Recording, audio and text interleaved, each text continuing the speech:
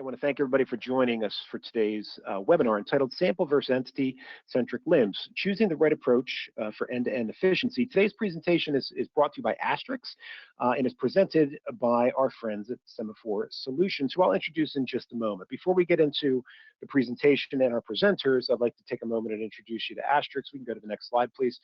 And just tell you a little bit about who we are as a company. If this is the first time you're joining us, we obviously want to welcome you. If this is a return visit, we thank you for coming back.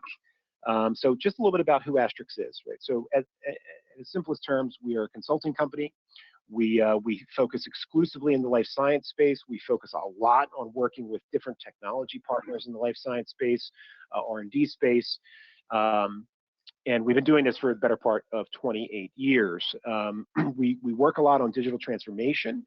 That's a big area of focus for us, helping folks get away from paper and get into these great technology stacks that are available to us now. One of the things that we're always very proud of here at Asterix is that 90% of our staff hold advanced scientific degrees. We are very much a science-based company ourselves, helping other science-based companies. And again, we've been doing this for the better part of 28 years. So that's just a little bit about Asterix.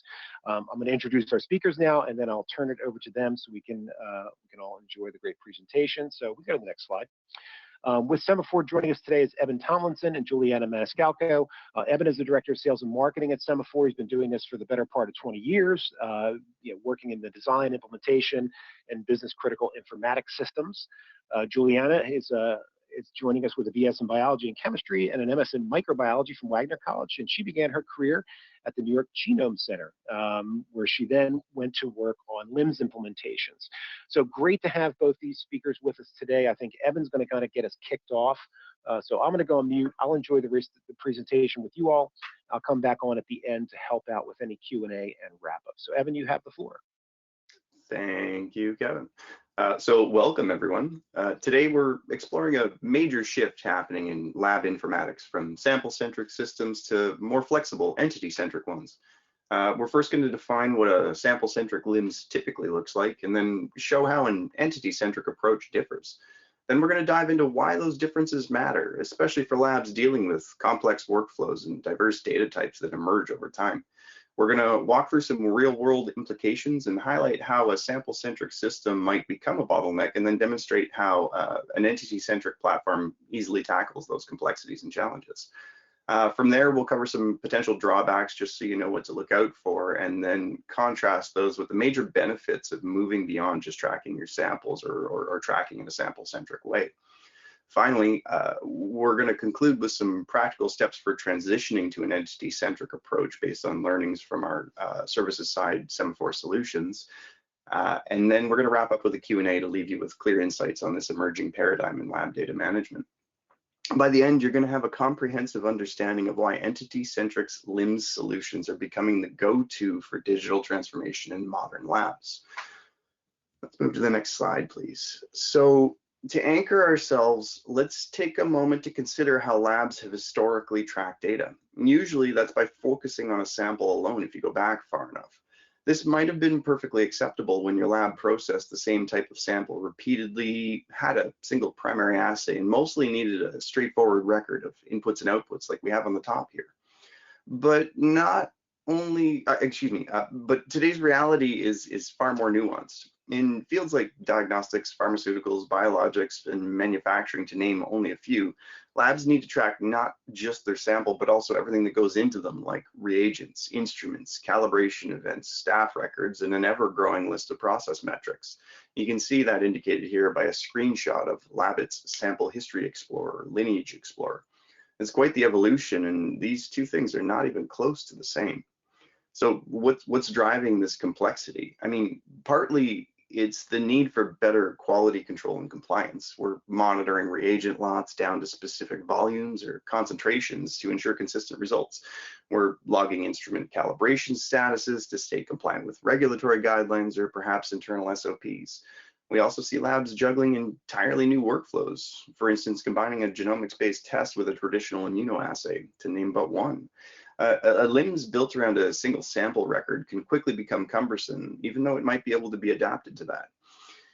Even small modifications, and this is where things start to crop up, but small modifications like adding a step to your standard process or integrating a new instrument can feel like a monumental task sometimes. Never mind trying to look back across a series of workflows and potentially workarounds to determine what lots led to a specific result, for example. The outcome of all this is many laboratorians are resorting to a spreadsheet outside of the system or a standalone tool that runs parallel to their LIMS. You might have a piece of software for instrument scheduling, a separate one for reagent inventory, and probably there's an Excel sheet somewhere in your lab. Maybe it's tracking specialized QC data, but who knows, we all have one. Keeping all of those in sync becomes a chore, and inevitably data is gonna start living in separate silos. And it's not that anyone really wants more complexity, it's just that their LIMS typically can't flex to handle those new demands. That's where entity-centric thinking offers a much needed alternative. Instead of focusing purely on the sample, we acknowledge every piece of the lab environment as critical data that should be modeled together like a digital twin, as some of my colleagues are promoting on other webinars that we run. In this way, each aspect of your operations is captured and linked, giving you the freedom to grow and adapt at the pace of modern science without hitting a structural wall every time a new variable enters the equation. So let's start by defining what we mean by sample-centric. So in a sample-centric LIMS, the central pillar of the entire system is the sample record itself. It starts there. Everything else, be it a reagent, a piece of equipment, or a protocol step, is effectively subordinate to the sample. You can see this in the normalized data model on the right. Typically, labs in this model have a linear state-based workflow. You might see states like received, in testing, under review, or completed, and not much detail beyond that. That pipeline can work if your workflows don't deviate much, if, for example, maybe you're running only a single type of assay, or your lab processes are locked in and have been baked over 10 some odd years.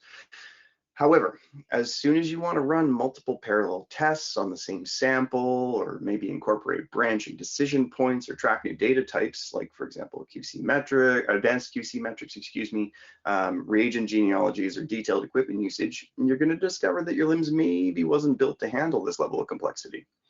One reason for that is that the relationships among the data points, such as which reagent lots were used with which specific instruments at what time, they're enforced behind the scenes by a combination of software code and the database schema. They aren't naturally expressed in the data itself. That design paradigm forces the vendor software developers and ultimately you to juggle separate tables or modules, or even potentially to rely on a developer to modify the system's logic just to handle a new parameter. Imagine for a second that you want to track reagent volumes at each step of a workflow, or maybe log lab personnel who handle a sample at different times. In a sample-centric LIMS, that's maybe going to require more than just adding a field. It could demand restructuring the workflow or writing custom scripts in order to bolt that additional data on. Over time, those bolt-ons accumulate as technical debt in some cases, or more often in spreadsheets or small access databases existing out to the side. Before you know it, you have dozens of mini systems just to manage tasks that don't fit neatly into the original sample-based design. Not only is that inefficient, but it introduces room for human error, version control nightmares, and difficulty when auditors ask, and they inevitably do, where'd you record the detail of that particular experiment? By contrast, an entity-centric LIMS treats samples as but one type of entity among many. In fact, anything your lab considers important, samples, reagents, instruments, plates, protocols, even people and their certifications or credentials, can be defined as its own entity, each with its own attributes and relationships to other entities. That might sound a bit abstract, but in practice, it mirrors how a lab truly operates. You don't just have sample A floating alone in a vacuum. You have sample A that's combined with reagent B on instrument C, which is run by technician D, and so on. Instead of burying these these connections in the software logic, an entity-centric design stores them explicitly in the data layer. That's a huge shift if you think about it. It means you're going to be able to query your relationships directly. You can ask, what batch of reagent was used in that failed run or succeeded run? Or how many times have we recalibrated this instrument in the last quarter or in the last year without having to write complex join statements or requiring major schema updates? You basically follow the links in the data in a more natural graph-like structure like you see here on the right. Another advantage is going to be flexibility, but I think that's maybe becoming obvious here. Let's say tomorrow your lab decides to adopt a brand new method involving an extra QC step or a specialized reagent that has a really short shelf life. In a sample-centric LIMS, you might have to redesign that sample state machine or add custom fields, but in an entity-centric LIMS, you define a new entity type or relationship and link it in. That's it. Because the system isn't hard-coded around the concept of a single sample pipeline or a single sample record, or indeed any other specific data type, it can adapt to novel scenarios really easily. That translates into less overhead on changes, fewer consultant fees, and ultimately a faster time to execution when you want to introduce a new process, assay, or capture a new data element. So why is it that the traditional LIMS sample-centric approach is so problematic for modern labs? There was a recent paper published in biomedical databases, admittedly from a computer science perspective, but I think it's very accessible. It provides a perfect illustration of what happens in a relational model, aka sample-centric in this case, or versus a graph-based or an entity-centric model. In their figure 5, as I've copied here, they show how on the relational side, the left, you're going to end up with multiple tables, disease, gene, and pathway, and you're going to be forced to perform numerous join operations to figure out how one concept connects to another. Translating the disease, gene, pathway sort of modeling into sort of a lab operational scenario, you can think of each table as a separate silo for your samples, instruments, reagents, or QC data.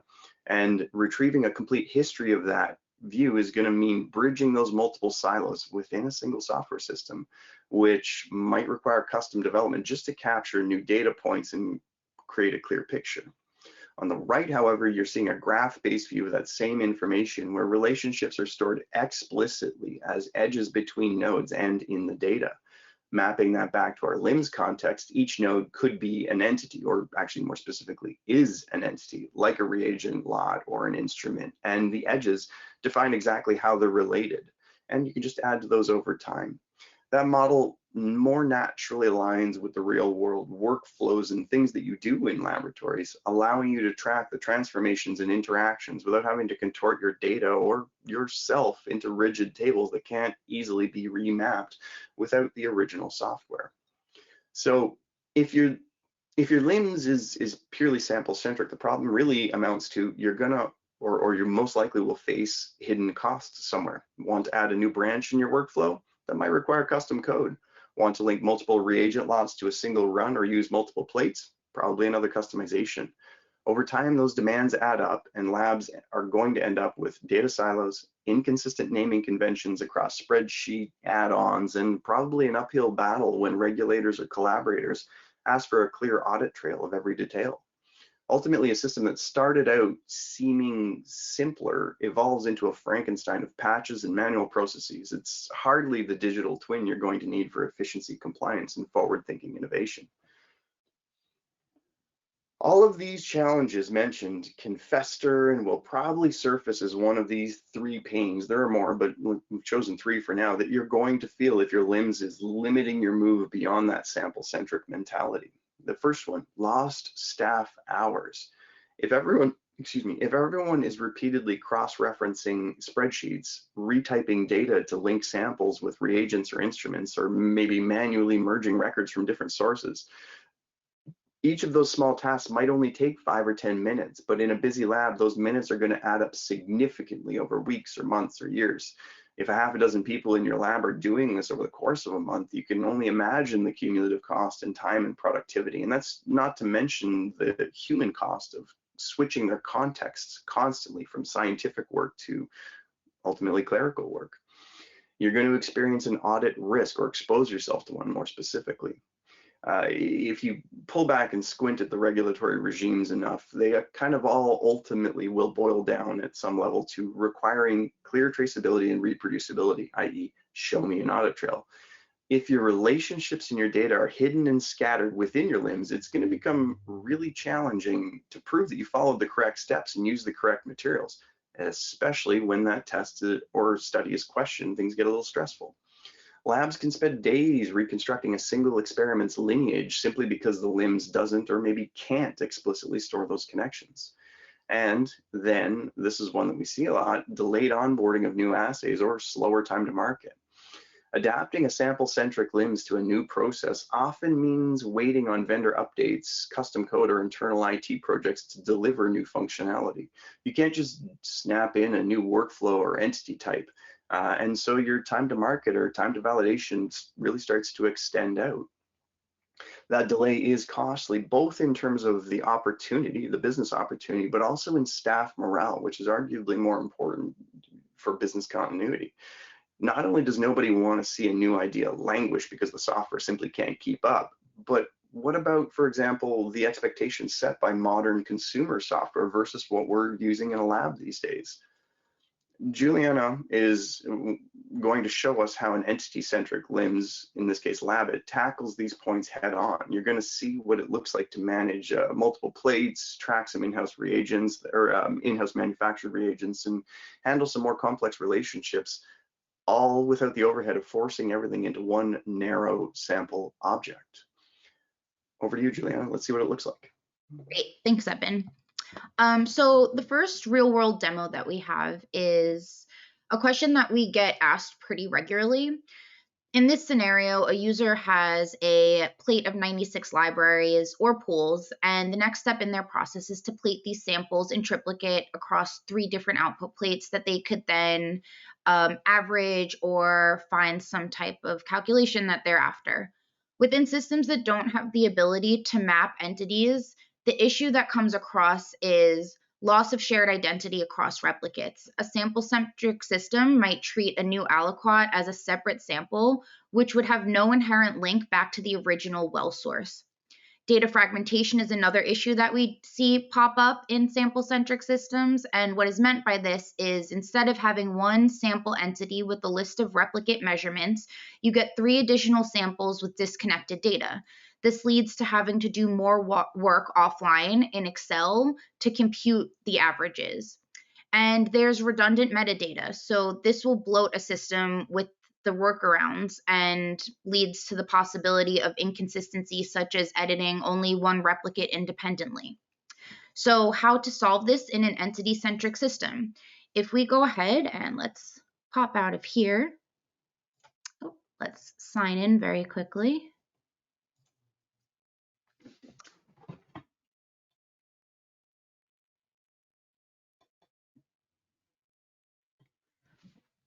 All right, so if we go ahead and we hop into Labit, the first thing that we are going to take a look at is a history view. And this is a history of showing that example that we just spoke about. You're going to see that our main sample here has 3 replicates associated with it, and those replicates are living on 3 separate plates. If we click into one of them, we'll get that metadata on the right-hand side. So when plates, reagents, controls, libraries, really anything you'd like are first-class entities, this allows us to preserve sample lineage. So if we were to go ahead and hop over to our QC task where we are collecting that metadata, we can see our 3 output containers that have been mapped out. These are all plate entities. And with the aggregation of data, we can see down at the bottom of the screen, we have our samples. And if we expand this out, what we then see is our replicates that are associated back to that parent sample. The system understands that all 3 outputs are expressions of the same underlying sample. And the average or calculated result can be stored on the original sample entity or derived analysis entity, preserving context. This allows for clean, structured data modeling as well as reporting, rather than storing detached values inside of a spreadsheet. So if we go ahead and hop back over to our slideshow here, let's go ahead and go into,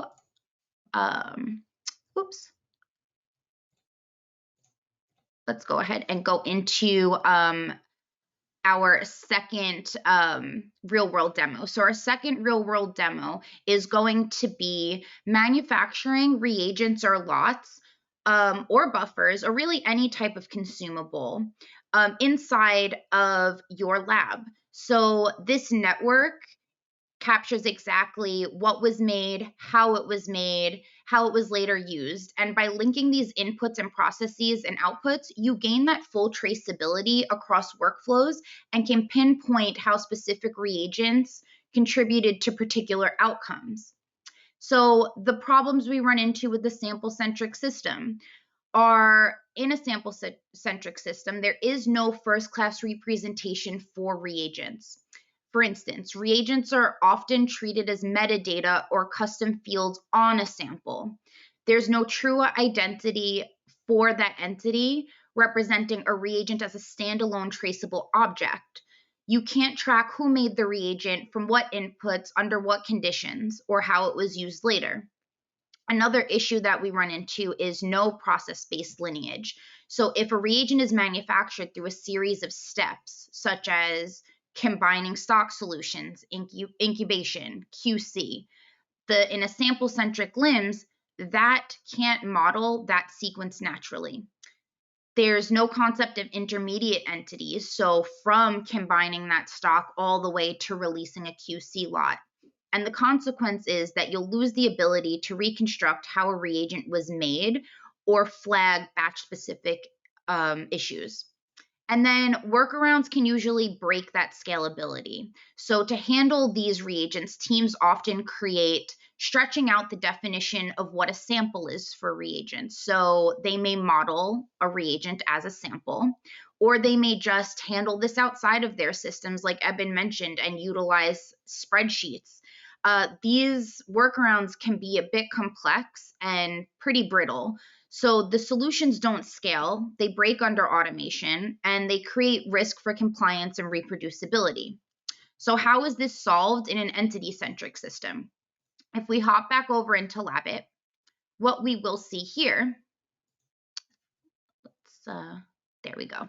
Okay, so this is a lot that we've created inside of our lab. This is a lot that we are combining multiple stock reagents together to create a reagent that will be used later on in prep.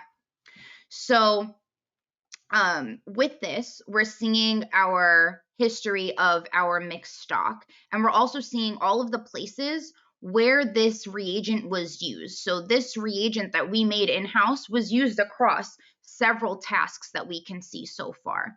You can get, again, that additional information by clicking on this expanded view on the right-hand side, but it gives you that history of what happened. So with the clean separation of concepts, reagents aren't forced into sample-shaped boxes. You can model reagents, consumables, and intermediates distinctly and track the relationships between materials without ambiguity. So the benefit of that is no more fake samples or weird naming conventions or spreadsheets to track these reagents. If we go ahead and hop into one of our tasks where we are going to create one of these cell cultures, we could go ahead and add in a new reagent, and we're going to say this is our in-house prepped reagent we're using. We can give it a lot number, say that it was prepared on a specific date, give it an expiration date, and a state in which it's currently mapped out in the system. With there, you can select the reagents that you're putting together to make this final reagent. So we can go ahead and select that in, and now we have a reagent made up of multiple reagents. So the network data across workflows in an entity-centric system builds a graph of relationships.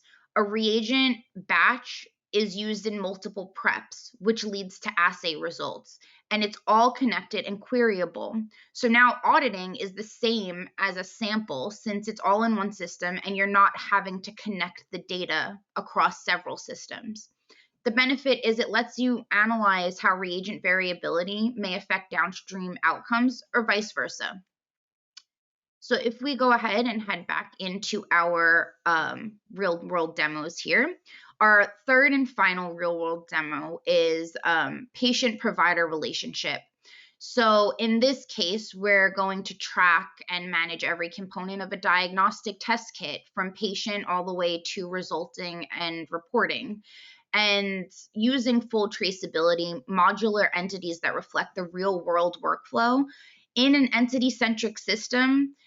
This provides you complete visibility from each step of the process, enabling faster turnaround times, higher data integrity, and simplified regulatory compliance. By modeling patients, providers, test kits, samples, and results as an interconnected yet distinct entity, organizations can ensure that auditability, reduce operational risk, and scale workflows confidently as demand grows.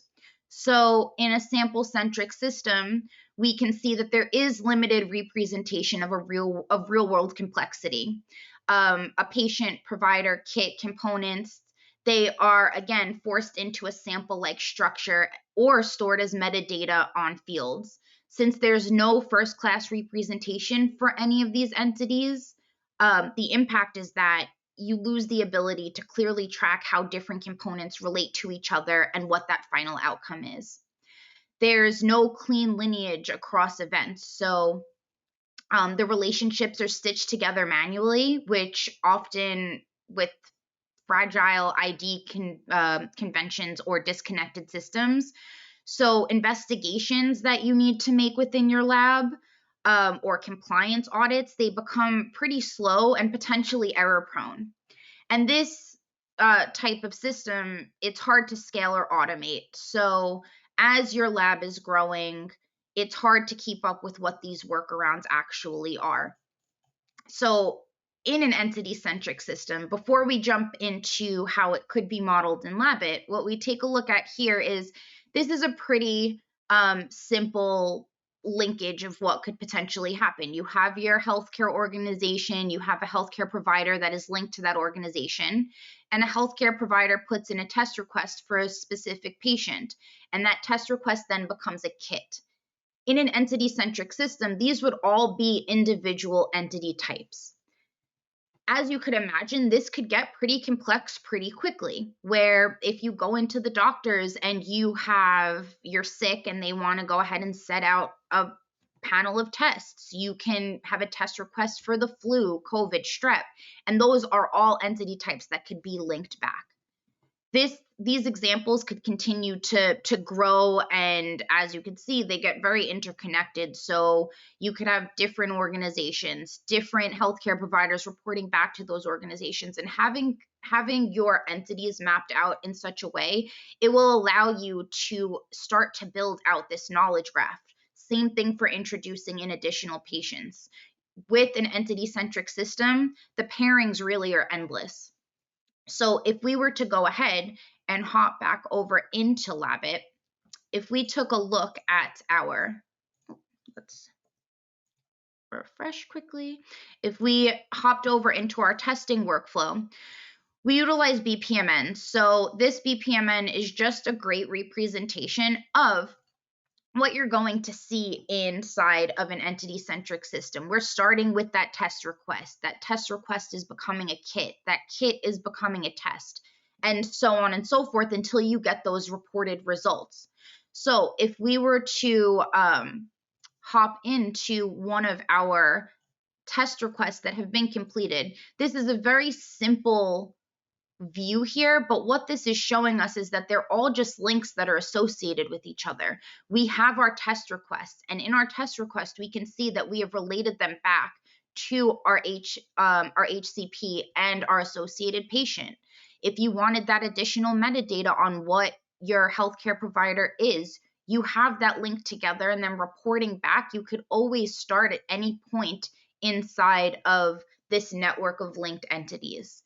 So these allow for seamless integrations with entity-based APIs to make connections with your EHRs, your LIMS instruments, very seamless, and it reduces that custom middleware burden, and you're able to handle error handling better as well as debugging, because errors are localized now to these specific entities or relationships. For instance, kit X is missing reagent Y, rather than buried in the general sample processing flows. So it really does make that troubleshooting clearer and faster.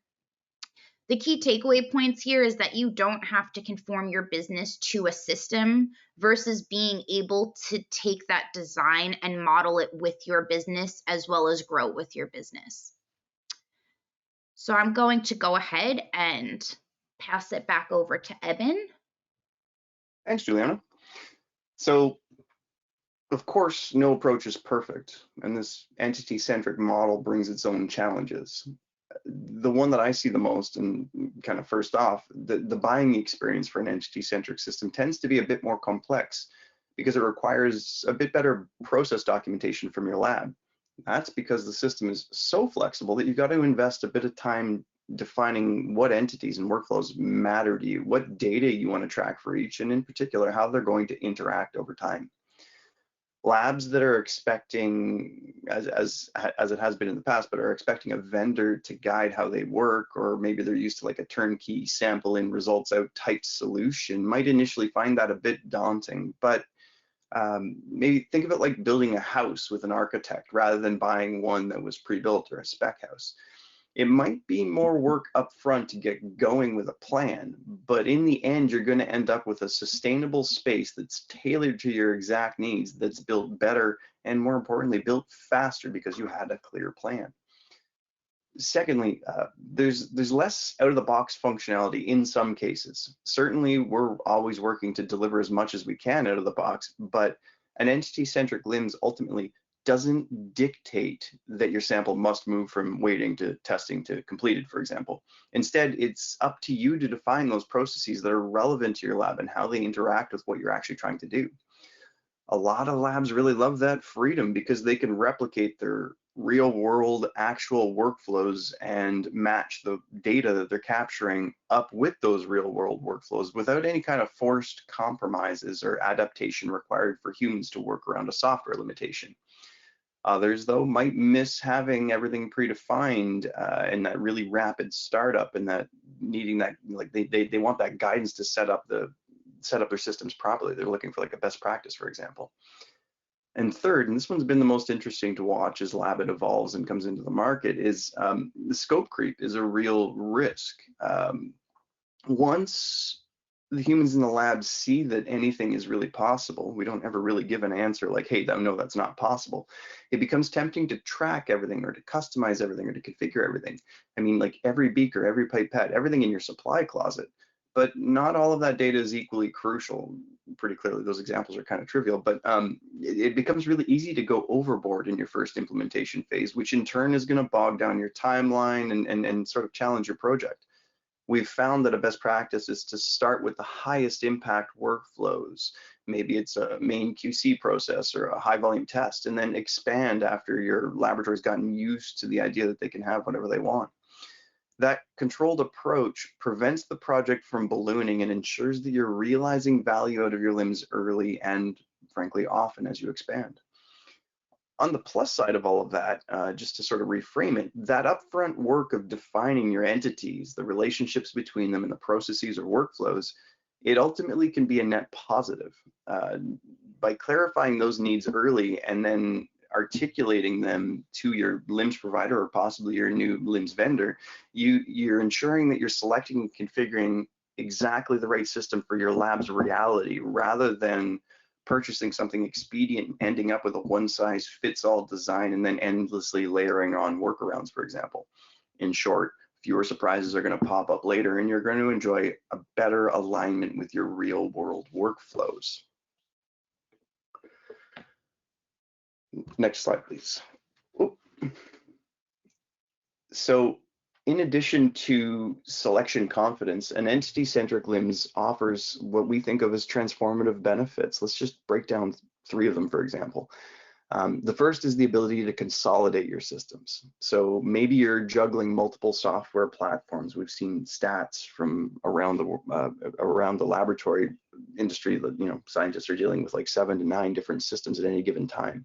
Maybe you've got one for tracking samples, another one for equipment calibration, a separate reagent management system, possibly a QMS somewhere.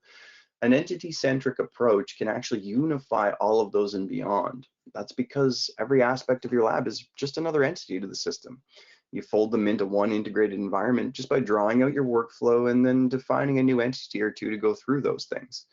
That in turn can reduce your license fees overall, cut your IT overhead, and most importantly, it's going to save staff from having to duplicate effort in multiple systems or software projects to integrate those multiple systems. The second benefit is in streamlining operations. Imagine you're investigating a test anomaly. In a sample-centric LIMS, you'd look up the sample record, and then if you were using a bunch of workarounds, you'd have to fish through separate modules or potentially even paper logs to see what reagent lot was used and which instrument was involved, for example. In an entity-centric LIMS, as Juliana showed as she was clicking through our sample history views, those relationships are stored explicitly, so you can just click through the path from sample to reagent to instrument and even see on that instrument record when it was last calibrated, and it's no more than 1 or 2 steps. It eliminates guesswork and manual cross-checking that often plagues labs, and in turn, it also demonstrates like concordance between what you plan to do and what you did, which regulators will always love. And then finally, and probably the biggest one, is the cost savings, right? By removing that redundant enterprise software and minimizing the patchwork of custom scripts, you're gonna cut both direct spending and the hidden people costs. That's the staff hours spent wrestling with a system that doesn't really match their reality. Over time, as you add new tests or scale up your operations, the flexible data model is going to pay off. It's going to continue to pay off, letting you adapt quickly. It's not just about saving money, it's about redirecting resources to what truly matters, doing science, innovating, and meeting your lab's strategic goals. So let's shift gears on the next slide from why to how. You might be thinking, I see the upside of an entity-centric system, but how do I actually get to one? How do I implement it? This is a straightforward approach, admittedly a bit simplified, but a straightforward approach that I borrowed from our services arm, Semaphore Solutions. So this is the actual process we would take to implement Labit, for example. We start with the basics. We identify our core entities. Those are samples, reagents, instruments in the most common cases. And then we decide if we also want to represent other things within the process, or maybe even personnel and their credentials as entities. We advise being selective at first. Focus only on what truly matters for traceability and workflow efficiency. Step 2 is to define your relationships and workflows. Map out how those entities interact. Whiteboards are going to be your best friend here. Does a reagent get consumed in a particular step in a particular workflow? Do your samples get pulled together, and when do they come back apart? Even if it's just in data, virtually, so to speak. Are there branching decision points depending on QC results? By capturing those relationships up front and the data that drives them, or excuse me, the parameters that drive them up front, you're going to set a really solid foundation for your data model and workflow interactions, and ultimately the implementation of automated routing, for example, within the LIMS. Step 3 is to configure your data model. That sounds probably a bit daunting, but in a modern LIMS platform, you should be able to do this easily, especially if it's built on graph or semantic technology like Labit is. You can use a graphical interface or maybe some straightforward configuration to add a new entity type to others and then link them all together. And this is where your vendor or an internal team might help you translate your blueprint into a working configuration. There is some nuance here, but don't shy away from it. It's not challenging. And then step 4, pilot a high value workflow. Start small, pick one of your core processes. Maybe it's a small QC protocol, or maybe you can do a frequently repeated assay. Implement it in the system, gather some feedback from your colleagues, adjust the entity and workflow definitions as is needed. You're not really limited in what you can adjust there, and then make sure that people are comfortable with it before you start scaling up. And then finally, and this is a repeated step, you've got to iterate and expand. Once you see those tangible benefits, maybe it's time saved or clearer traceability or easier reporting or emergent data being captured, you can start to bring on additional workflows or data types beyond the scope of what you're just doing kind of day to day in the here and now. This type of phased rollout really helps keep the project manageable, and it's also going to allow your team to learn the system deeply rather than tackling every process at once and burying it under a ton of automation, which kind of hides what the LIMS is actually doing in some cases. So following these steps is going to ensure that you don't get overwhelmed trying to boil the ocean on day one. You're going to capture immediate wins while laying the groundwork for a more robust and ultimately future-proof system. And that ultimately is the beauty of an entity-centric design. you can adapt it to your lab's evolving needs without uprooting your entire software infrastructure every time you want to change. That's in stark contrast to you having to adapt to how a LIMS or another chunk of software does or thinks. And just to make it all the more attractive, even if you decide to stop after step 2, you've just workshopped out your entities and workflows, you're still further ahead because that information is precisely what we as a vendor would need in order to price out a project of implementation for you, or even for you to start doing like, this is what we're currently tracking, and here is where we're going, as in this is the change we want to make for additional efficiency. So in conclusion, we started out today's webinar by asking, like, what does a LIMS really need to be in a modern laboratory context? We think the simple truth is that focusing on that sample is no longer enough. You can't build and branch out from there. You've got to think about it more comprehensively if you want to stay competitive, if you want to maintain rigorous compliance, and more importantly, if you want to foster that real innovation amongst your staff. An entity-centric approach not only evolves with your science, but it's also going to integrate every single corner of your lab, simultaneously eliminating those fragmented tools and data silos, while in turn creating that digital twin that you hear across the industry these days.